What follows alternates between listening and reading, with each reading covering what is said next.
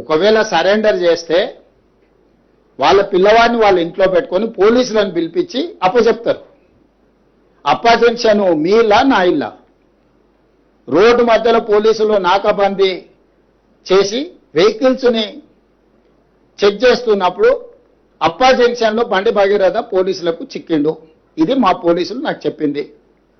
నిజంగానే అతన్ని సరెండర్ చేసేది ఉంటే అతను ఎక్కడున్నాడో అక్కడికి ఈడ మా అబ్బాయి ఉన్నాడు, మీరు వచ్చి పోలీసులు ఇతన్ని సరెండర్ చేసుకోండి అని చెప్పిండ్రు అనుకోండి, అప్పుడు మనం సరెండర్ అనుకోవచ్చు.